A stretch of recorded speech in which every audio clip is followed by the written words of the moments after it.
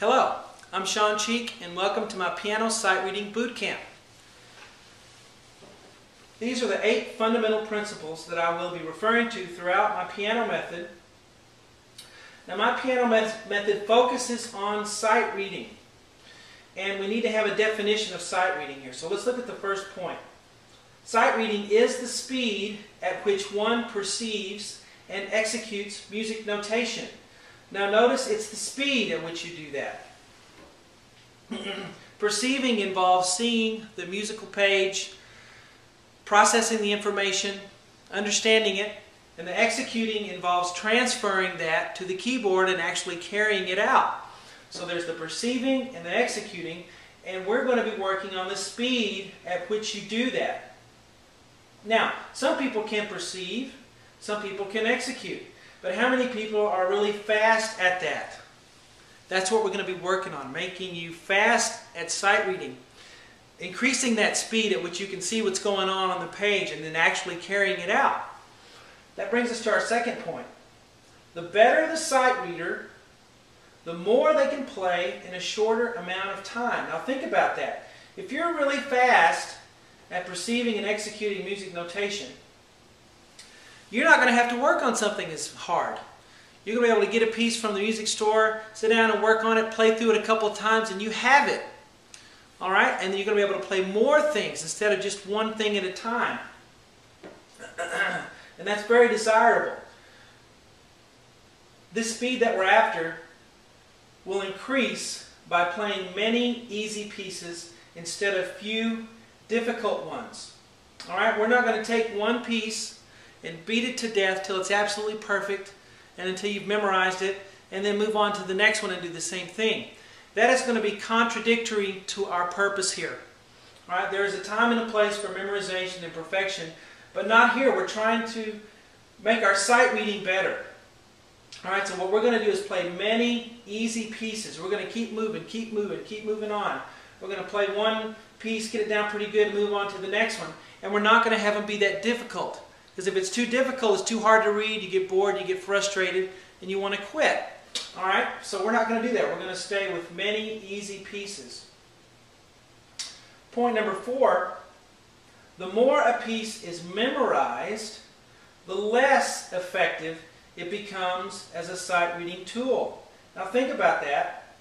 As you learn a new piece, those of you who have had some lessons before, you probably know this very well, you start to memorize it. And memorization is not a bad thing, per se, but if you're working on sight reading, it's not going to help you. Because the more you memorize, the less you have to look at that sheet music, and you're not really reading it anymore, you're doing it from memory, and we're not getting the use we need out of the piece when you start to memorize it. So as soon as you kind of start getting it memorized, we're going to move on to something else so that you're reading again. Okay? Now we'll go back on that old piece and work on it some more eventually, but we're going to always keep something new in front of you so that you're working on those sight reading skills. The next principle here, trying too difficult a piece and an insistence on perfection are sight reading killers. Okay? We're not going to push forward to something too difficult until you're ready for it. We're going to stay, like I said, on easy pieces. And we're going to do a lot of easy pieces. Don't rush ahead to something before you're ready. Okay? And don't be playing other things outside this piano method that are too difficult. We want to stay within what we're able to do. And we're not going to have an insistence on perfection. Perfection, you know, is great for some things, but not for this, not right now. At least not, well, I'll put that in the next point there. But we're not going to have something perfect before we move on. We're going to have pretty good. Okay, I'll play this one pretty good. Let's move on. Okay? Because if you stay on it too long and you insist on perfection, you get into that memorization cycle and you're not working on the sight reading anymore. Okay? So don't insist on absolute perfection. Okay? Pauses are okay when you're learning something. You have to pause to figure out what the next note is. That's okay. Those pauses will disappear as we become better readers. All right. So let yourself off the hook. Next point. Emphasize quantity, not quality, at least not yet. All right? We want quantity. We want lots of pieces. Now, we don't want them to be, just totally sloppy, but we don't want to be too hard on ourselves. All right? The quality will improve as we become better readers altogether. Remember, we're not working on playing every little piano piece in my method perfect. We're working on becoming better readers so that we can play anything we put in front of us pretty well the first time. Okay? So that's the goal. Quantity, not quality. So that's an emphasis. We do want some quality, but keep it in check. Next point. Required practice. You must practice if this is going to work. All right, I need your practice. And how about 30 minutes a day?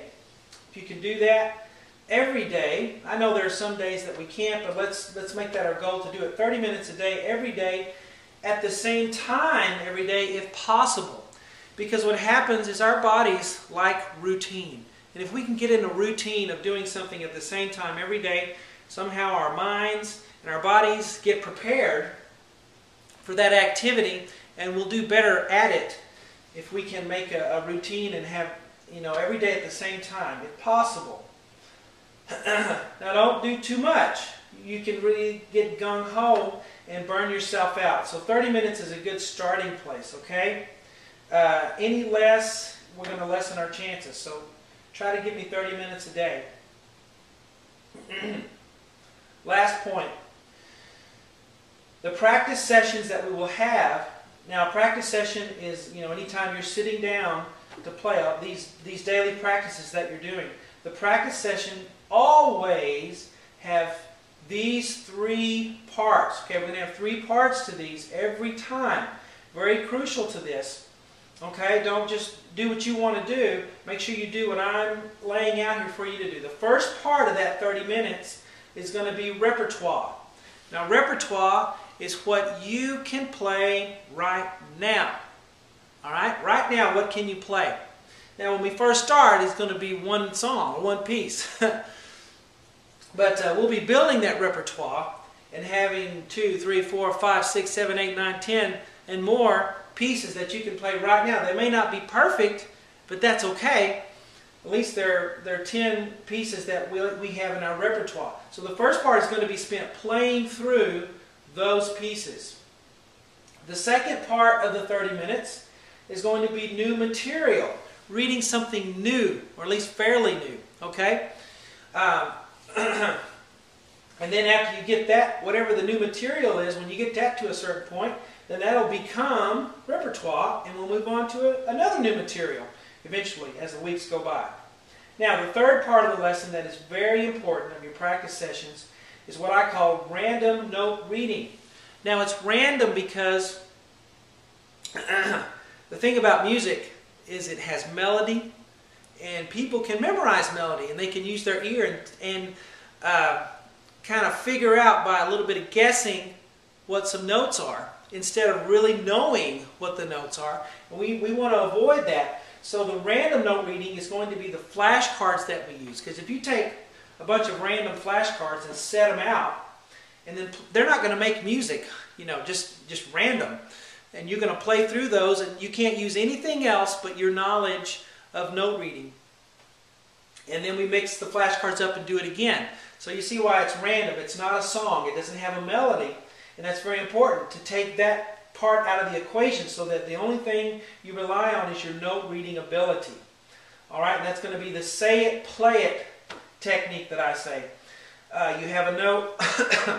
You need to be able to say it so that you know and I know that you know the name of that note, not just by guessing and hitting the note. You need to know the name of it, and playing it, of course, is we know where the location is on the keyboard of that note. All right, so here are 8 fundamental principles. Very important. Keep them in mind. I'll be mentioning them throughout the video series. Now we are ready to begin in the second video of actually playing